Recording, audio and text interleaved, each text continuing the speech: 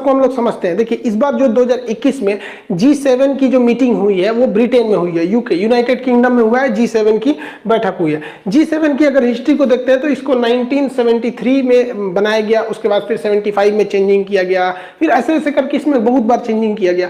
जब इसमें रसिया था तो इसमें G8 बोला जाता था, रसिया हट गया तो इसका नाम हो गया G7 हो गया। ये दुनिया के टॉप जो जीडीपी वाले कंट्री हैं जिनका डेवलपमेंट आर्थिक रूप से ज्यादा, उनका एक समूह है। इसमें वर्तमान समय में 7 देश हैं जिन्हें G7 कहते हैं। यहां से याद करने का तरीका देखिए, एक तो ये कनाडा हो जाएगा, अमेरिका, ये दो तो यहाँ हमेशा रहते हैं एक साथ। यहाँ ब्रिटेन फ्रांस, ये भी जब भी देखिएगा ये दोनों एक जगह मिलेंगे, ब्रिटेन फ्रांस, 4 ऐसे हो गया।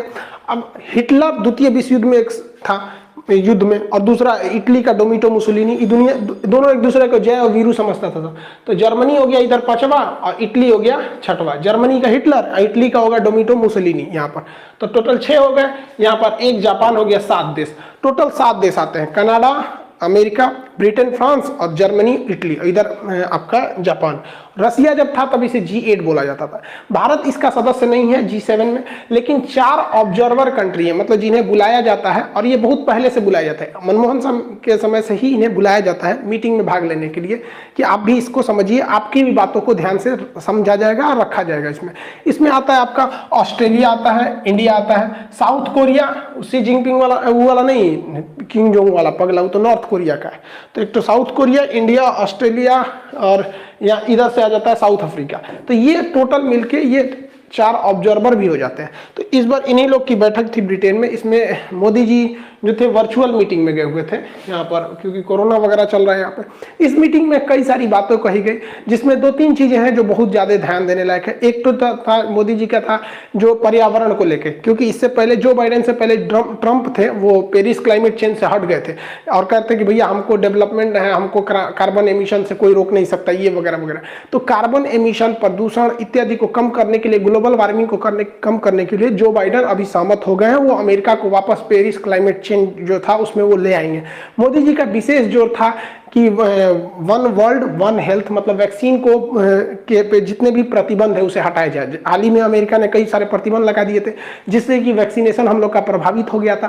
तो वैक्सीन, पूरी दुनिया में वैक्सीन को लगाने के लिए इस पे जोर दिया गया। इस पे सारे लोग राजी भी हो गए, और ऐसा भी हो सकता है कि बहुत जल्दी वैक्सीन के लिए जो कॉपीराइट और पेटेंट नियम होता है वो 1 से 2 साल के लिए छूट दिया जाए, ताकि पहले इस वैक्सीन को क्या किया जाए, सबको लगा दिया जाए, ताकि कोरोना को रोका जा सके। इसके अलावा जो इसमें भारत के लिए सबसे अच्छी बात थी वो जो बाइडेन ने किया। जो बाइडेन ने कहा कि जो BRI प्रोजेक्ट है तो उसका काउंटर करने के लिए, अब BRI प्रोजेक्ट समझने से पहले आपको चीन का सिल्क रूट समझना पड़ेगा, सिल्क रूट के बाद आपको BRI प्रोजेक्ट समझना पड़ेगा, उसके बाद समझेंगे कि चाइना का डेब्ट ट्रैप क्या है, वो कर्ज के जाल में किसी को कैसे फंसाता है। प्रथम सदी में चीन का एक रेशम मार्ग था जिसे इंग्लिश में सिल्क रूट कहते हैं। इस सिल्क रूट के रास्ते से चीन जो है रेशम का व्यापार करता था। यह सिल्क रूट 2 रास्ते से जाता था, एक जमीन होकर जिसे रेड कलर से दिखाया गया है, दूसरा समुद्र होकर जिसे ब्लू कलर से दिखाया गया है। तो इसी को हम रेशम मार्ग कहते थे। उस वक्त ज्यादा मशीनरी नहीं थे, तो ज्यादा हर देश के बीच में व्यापार होता था।